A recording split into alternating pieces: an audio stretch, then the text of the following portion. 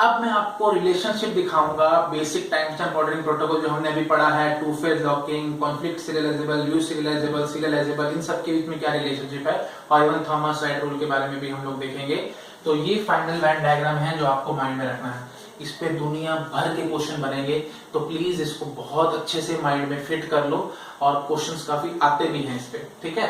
Okay, तो मैं यहाँ क्या कहना चाह रहा हूँ, देखो टू फेज लॉकिंग और basic time stamp ordering protocol मैंने इस टाइप से दिखाया है, और पूरा ये कॉन्फ्लिक्ट सीरियलाइजेबल के अंदर है। इसका मतलब ऐसे शेड्यूल्स होंगे जो कि टाइम स्टैम्प ऑर्डरिंग को फॉलो करते होंगे बट टू फेज लॉकिंग को फॉलो नहीं करते होंगे। ऐसे भी शेड्यूल होंगे जो टू फेज लॉकिंग को फॉलो करते होंगे बट टाइम स्टैम्प ऑर्डरिंग को फॉलो नहीं करते होंगे। ऐसे भी होंगे जो दोनों को फॉलो करते होंगे, जो यहाँ पे होंगे, और ऐसे भी होंगे जो दोनों को फॉलो नहीं करते होंगे, मतलब जो यहाँ पे होंगे, ठीक है। तो मतलब there exist some conflict serializable schedule which is neither allowed by two phase locking nor by basic time stamp ordering. This is true, ठीक है। There exist some schedules which are allowed by basic time stamp ordering but not by two phase locking. This is true.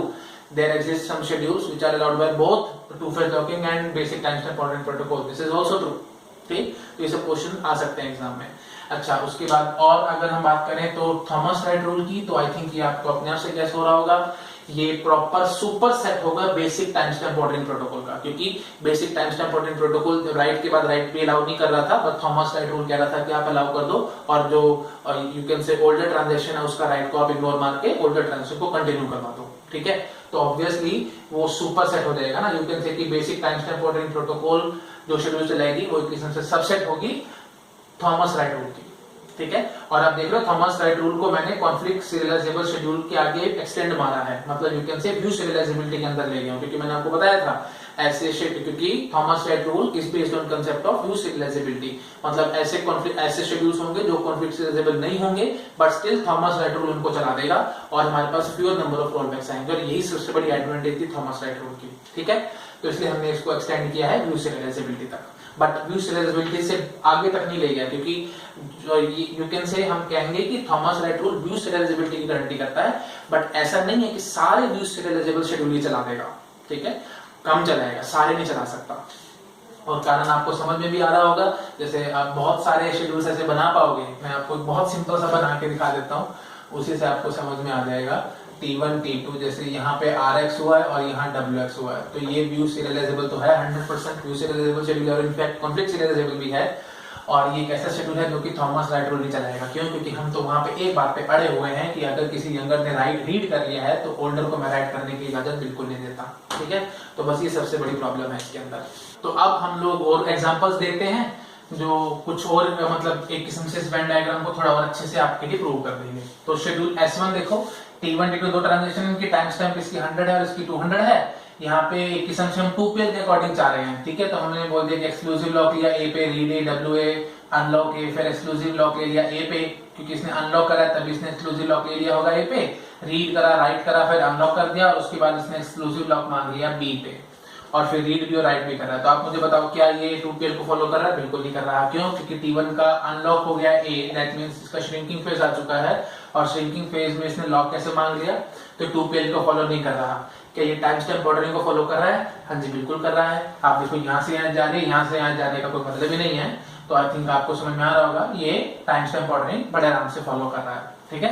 Okay, तो एक किस्म से मैं अब S1 को कहाँ रखूंगा? ये इधर आ जाएगा, क्योंकि ये टाइम स्टैम्प ऑर्डरिंग फॉलो कर रहा है बट 2PL को फॉलो नहीं कर रहा, और ऑब्वियसली कॉन्फ्लिक्ट सीरियलाइजेबल तो है ही है, ये आपको देखते नजर आ रहा होगा, ठीक है। अब शेड्यूल 2 को देखो, शेड्यूल 2 में देखो हमने क्या किया है, शेयर्ड लॉक लगाया A पे, फिर रीड A करा, फिर अनलॉक कर दिया, उसके बाद एक्सक्लूसिव लॉक लगाया A पे, फिर राइट A, फिर अनलॉक A। तो आप देख पा रहे हैं एक किस्म से ये 2PL को फॉलो कर रहा है, और 2PL को फॉलो कर रहा है, और साथ साथ मुझे बताओ कि ये टाइम स्टैम्पिंग को फॉलो कर रहा है? बिल्कुल नहीं। क्यों? क्योंकि यहाँ से यहाँ जा रही है, देख रहे हो, मतलब यंगर पहले से रीड करके बैठी है और ओल्डर राइट करने की रिक्वेस्ट कर रही है, मैं उसको वहीं पे रिजेक्ट कर दूंगा। तो S2 को मैं कहाँ दिखाऊंगा? S2 को मैं यहाँ दिखाऊंगा। 2PL तो फॉलो हो रहा है but basic time stamp ordering follow नहीं हो रही है, और ऑब्वियसली कॉन्फ्लिक्ट सीरियलाइजेबल है, वो आपको देखते नजर आ रहा होगा। अच्छा, S3 की मैं बात करता हूँ। ये शेड्यूल की क्या खास बात है, इसमें बस एक रीड है, रीड A है और राइट A है। तो मैंने यहाँ पे वो नहीं दिखाया, शेयर्ड लॉक A लगाया होगा, फिर अनलॉक करा होगा, फिर एक्सक्लूसिव लॉक लगाया होगा A पे, फिर अनलॉक करा होगा।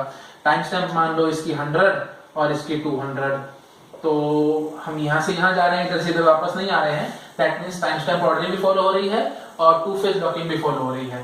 तो S3 को मैं यहाँ दिखा सकता हूँ, तो S3 हम लोग इसमें यहाँ दिखा सकते हैं। तो मैं इसको यहाँ दिखाता हूँ, यहाँ पे S3 हम डाल सकते हैं, जगह थोड़ी सी कम है तो इसलिए मैं एरो करके लिख रहा हूँ S3 विल बी हियर।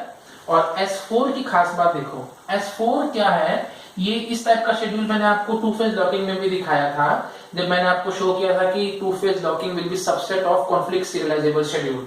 तो आप यहाँ पे देख सकते हैं, यहाँ पे ऐसे समझो, रीड एक्स करा, राइट एक्स करा, उसके बाद इसने राइट एक्स करा है, तो इसने अनलॉक करा होगा तभी इसने राइट एक्स कर पाया होगा ना, इसने एक्स को अनलॉक किया होगा तभी इसने एक किस्म से लॉक लगाया होगा एक्स पे। अच्छा, उसके बाद इसका समझ लो श्रिंकिंग फेज आ चुका है क्योंकि इसने अनलॉक कर दिया है। अब इसने WY कर लिया, मतलब एक किस्म से एक्सक्लूसिव लॉक मांगा होगा Y पे और इसने काम कर दिया होगा Y पे, फिर अनलॉक करा होगा T3 ने और उसके बाद T1 ने रीड लॉक मांग लिया Y पे, तो ऑब्वियसली ये अनलॉक कर चुका था, उसके बाद ये रीड कैसे मांग रहा है, हम इसको अलाउ नहीं करेंगे। तो एक किस्म से ये टू फेज लॉकिंग को फॉलो नहीं कर रहा है। और आप देख रहे हो यहाँ से यहाँ ऐसे एज जा रही है, क्यों? क्योंकि एक किस्म से यंगर पहले राइट करके बैठी है और उसके बाद ओल्डर रीड करना चाह रही है, तो टाइम स्टैम्प ऑर्डरिंग भी फॉलो नहीं हो रही है। आप समझ लो, जैसे इसका टाइम स्टैम्प 100 है, इसका 200 और इसका 300, तो ये S4 एक ऐसा शेड्यूल है हमारे पास जो कि टाइम स्टैम्प ऑर्डरिंग को भी फॉलो नहीं कर रहा है और टू फेज लॉकिंग को भी फॉलो नहीं कर रहा है। अगर आप और डिटेल देखना चाहते हो, आपके मन में एक शायद डाउट आ सकता है कि यहाँ पे रीड वाई हुआ है तो यहाँ पे शेयर लॉक लगा लेते ना वाई पे, एक किस्म से यहाँ पे एक्सक्लूसिव लॉक एक्स पे लगा लो और शेयर लॉक लगा लो वाई पे और अपनी T1 एग्जीक्यूशन चलाती रहेगी। बट ऐसा नहीं हो सकता, क्यों? क्योंकि देखो यहाँ पे इसको एक्स को तो अनलॉक करना पड़ेगा क्योंकि यहाँ पे इसने एक्सक्लूसिव लॉक मांगा है एक्स पे, Y को भी अनलॉक करना पड़ेगा इसको, क्यों? क्योंकि इसने एक्सक्लूसिव लॉक मांग रखा है Y पे, तो एक किस्म से इस WY के नीचे ही जाकर के ये रीड लॉक मांग सकता है Y पे, क्योंकि इसे शेयर लॉक मांग सकता है Y पे। WY से ऊपर इसके पास लॉक होगा भी सही अगर Y पे, तो इसको मजबूरी में छोड़ना पड़ेगा, क्यों? क्योंकि यहाँ पे राइट वाई हो रखा है। आई थिंक समझ में आ रहा होगा, अगर नहीं आ रहा तो प्लीज आप इसको थोड़ा सा खुद से प्रैक्टिस करके देखिए, आपको अपने आप से समझ में आएगा। तो यहाँ पे किसी भी हाल में T1 शेयर लॉक नहीं लगा के रख सकता वाई पे, क्योंकि अगर लगा के रखेगा तो राइट वाई से पहले इसको यहाँ पे अनलॉक करना पड़ेगा। अनलॉक कर रहा है उसके बाद ये फिर रीड लॉक कैसे मांग रहा है, शेयर लॉक वाई पे नहीं मांग सकता, इसलिए ये 2PL को फॉलो नहीं कर रहा है। और आप ध्यान से देखेंगे तो ये शेड्यूल आपको कॉन्फ्लिक्ट सीरियलाइजेबल जरूर नजर आएगा, क्योंकि यहाँ से यहाँ एज जाएगी और इधर से इधर एज जाएगी। दैट मीन्स आई थिंक आपको समझ में आ रहा होगा, T1 T2 T3, तो आप यहां से देखिए RX WX है तो T1 से T2 एज जाएगी और WY से RY के कारण T3 से T1 एज जाएगी। मैं बहुत जल्दी कर रहा हूं, आप प्लीज ऑपरेशन बाय ऑपरेशन करके देख सकते हैं। तो ये एक किस्म से सीरियलाइजेबिलिटी ऑर्डर इसका है T3 T1 T2, that means conflict serialisable है ये, बट ना तो 2PL चला रहा है और ना ही टाइम स्टैम्प ऑर्डरिंग चला रहा है। टाइम स्टैम्प ऑर्डरिंग हम यहां से यहां एज जा रहे हैं, यहां पे हम लोग फंस रहे हैं और 2PL भी नहीं चला रहा है। तो मैं S4 को कहां दिखाऊंगा, S4 को मैं यहां दिखाऊंगा, मतलब ना तो 2PL फॉलो हुआ ना ही basic time stamp ordering follow हुआ, और S4 हमारा यहां बैठेगा। और इवन थॉमस राइट रूल भी ये फॉलो करेगा, एक बार इसको हम चेक कर लेते हैं। थॉमस राइट रूल को ये follow, yes, Thomas write rule को फॉलो नहीं कर पाएगा। क्यों नहीं कर पाएगा? क्योंकि देखो WY है उसके बाद रीड वाई है, तो यंगर ने रीड राइट कर दिया, उसके बाद ओल्डर को मैं रीड करने की इजाजत, तो चाहे कोई भी होता है, टाइम स्टैंपिंग हो या थॉमस राइट रूल हो, कोई अलाउ नहीं करेगा, इसलिए S4 हमारे पास यहाँ आएगा। ठीक, ओके।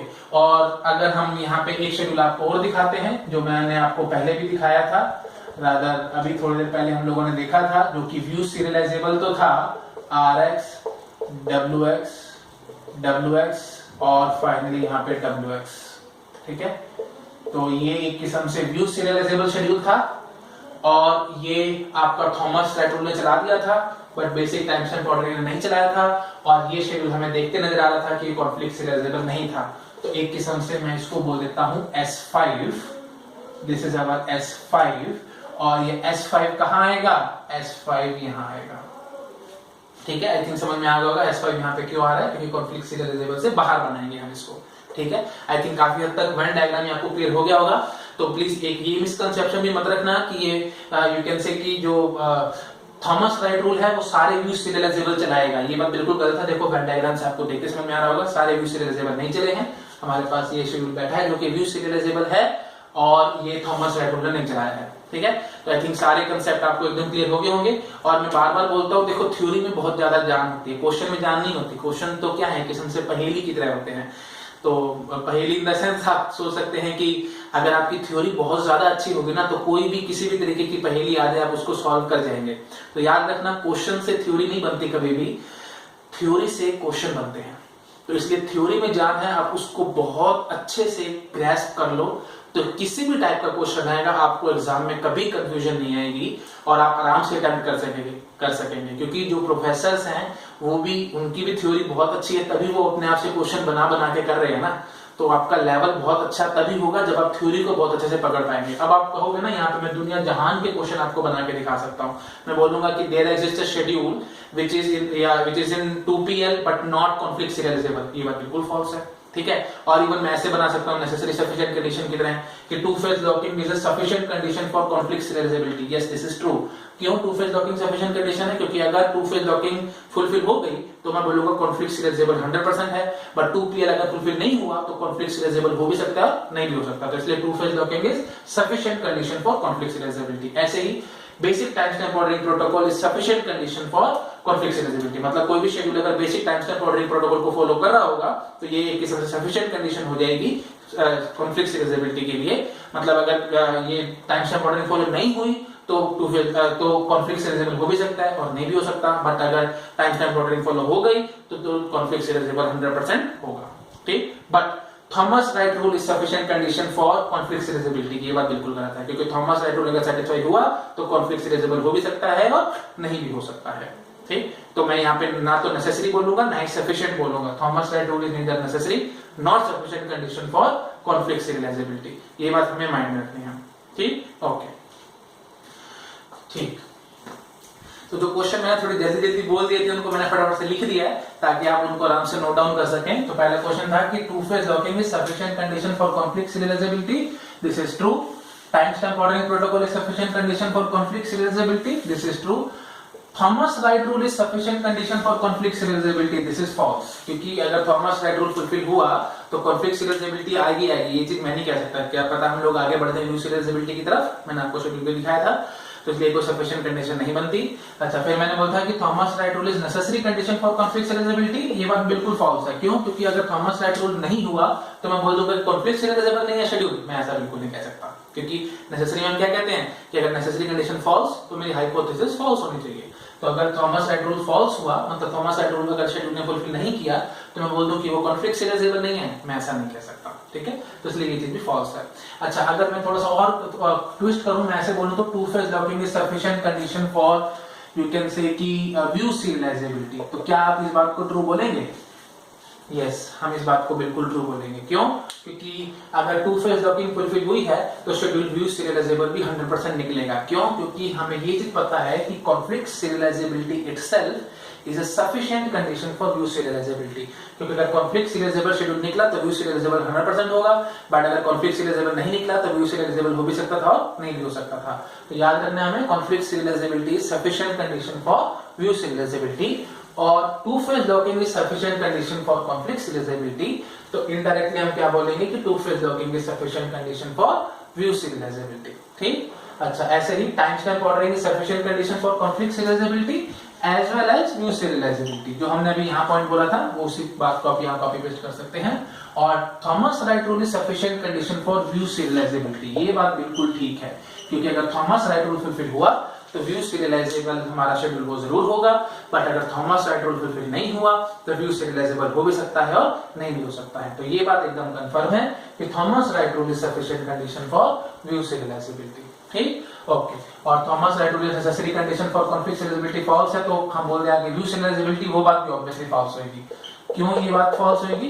क्योंकि Thomas write rule necessary condition अगर व्यू सीरियलाइजेबिलिटी के लिए हो जाता तो हम बोलते हैं कि थॉमस राइट रूल अगर नहीं चला, क्योंकि से कोई शेड्यूल थॉमस राइट रूल को फुलफिल नहीं कर रहा, तो एक किस्म से वो व्यू सीरियलाइजेबल भी शेड्यूल नहीं होगा। हम ऐसा तो बिल्कुल नहीं कह सकते। ठीक है, एक शॉर्टकट बताता हूं ताकि आपको कभी कंफ्यूजन ना आए कि सफिशिएंट कंडीशन में हमें क्या करना होता है। देखो, अगर हम कुछ वेन डायग्राम इस टाइप से बना रहे हैं जो मैंने आपको अभी पहले दिखाया था वेन डायग्राम, तो हम बोलेंगे कि x is sufficient condition for y, ये बात हमेशा माइंड में रखना। तो अब आपके लगभग सारे क्वेश्चन जो मैंने ये बताए हैं एकदम सॉल्व हो जाएंगे, झटके में सॉल्व हो जाएंगे। x is sufficient condition for y, क्यों कह रहे हैं क्योंकि अगर x वाली बात ट्रू हुई तो y पक्की बात है ट्रू होगा ही होगा, बट अगर x हमारा ट्रू नहीं हुआ तो y ट्रू हो भी सकता है और नहीं भी हो सकता है, क्योंकि अगर x ट्रू नहीं हुआ तो हम यहाँ भी जा सकते हैं ना, समझ रहे हो। जैसे देखो मैंने यहाँ पे कुछ स्टार बनाया, तो एक अगर ये x को फुलफिल कर रहा है तो 100% y को भी फुलफिल करेगा, बट एक स्टार अगर मैं यहाँ बनाता हूँ तो ये x को फुलफिल नहीं कर रहा तो y को भी फुलफिल नहीं कर रहा, और अगर एक स्टार मैं यहाँ बनाता हूँ तो क्या बोलूंगा, ये x को फुलफिल नहीं कर रहा बट y को फुलफिल कर रहा है। थोड़ा सा समझ में आ रहा है मैं क्या कहना चाह रहा हूँ, थोड़ा सा लिटिल बिट शायद आपको कंफ्यूजिंग लग सकता है, बट प्लीज इस बात को ग्रैस्प करने की कोशिश करो। अगर आप इस बात को ग्रैस्प करेंगे तो सफिशिएंट कंडीशन की टेंशन हमेशा के लिए आपके माइंड से हट जाएगी, आपको कभी भी दिक्कत नहीं आएगी। मैं ये कहना चाह रहा हूँ, देखो अगर x हमारी कंडीशन ट्रू हुई तो y ऑटोमेटिकली ट्रू है ही है, बट अगर x ट्रू नहीं हुई तो y ट्रू हो भी सकता है और नहीं भी हो सकता है। जैसे यहाँ पे देखो x ट्रू नहीं है ना यहाँ पे, बट y ट्रू है, और यहाँ पे भी देखो x ट्रू नहीं है ना और y भी ट्रू नहीं है, ठीक है। तो आई थिंक समझ में आ रहा होगा कि when x is true then y must be true, यही हमारी सफिशिएंट कंडीशन वाली बात होती थी। तो हम यहीं पे कह रहे हैं कि x is sufficient condition for y, why just because if x is true then obviously y is also true, क्योंकि एक किस्म से ये जो स्टार बनाया ये y के अंदर भी है, ठीक है। और अगर हमारे पास x फॉल्स हो गया, अगर x ट्रू नहीं हुआ तो y ट्रू हो भी सकता है और नहीं भी हो सकता है। जैसे देखो x ट्रू नहीं हुआ तो y यहाँ पे ट्रू नहीं है और यहाँ पे y ट्रू है जब x ट्रू नहीं है तो, ठीक है। आई थिंक क्लियर हो गया होगा मैं क्या कहना चाह रहा हूँ। तो अब जो मैंने जो अभी थोड़ी देर पहले वेन डायग्राम बनाया था उसमें to phase locking, time stamp bordering वो सब दिखाया था, तो आप उसको देखते ही अपने आप पहचान जाएंगे, क्योंकि to phase locking was proper subset of conflict serializable schedule, तो इसलिए बोलेंगे कि two phase locking is sufficient condition for conflict serializability. ऐसे टाइम स्टैम्प बॉर्डरिंग प्रोटोकॉल भी प्रॉपर सबसेट था कॉन्फ्लिक्ट सीरियलाइजेबल शेड्यूल का, इसलिए बोल देंगे कि time stamp bordering is sufficient condition for two phase lock conflict serialisability. देखो मैं ये कहना चाह रहा हूँ, प्लीज मैं बार-बार इसमें ज्यादा टाइम वेस्ट नहीं करना चाहता, ऐसे समझो। देखो ये 2PL था ना और एक टाइम स्टैम्प बॉर्डरिंग प्रोटोकॉल था और ये कॉन्फ्लिक्ट सीरियलाइजेबल शेड्यूल था, तो 2PL is proper subset of conflict serializability, तो बोलेंगे कि 2PL is sufficient condition for conflict serializability. ऐसे टाइम स्टैम्प बॉर्डरिंग की proper subset of conflict serializability, तो timestamp ordering protocol is sufficient condition for conflict serializability, ठीक। I think clear हो गया होगा। और जो थॉमस राइट रूल हमने बनाया था वो प्रॉपर सबसेट आया था व्यू सीरियलाइजेबिलिटी का, इसलिए हम कह देंगे कि Thomas write rule is sufficient condition for view serializability, ठीक। तो ये चीज माइंड में रखोगे तो आपको काफी आसानी रहेगी, ठीक।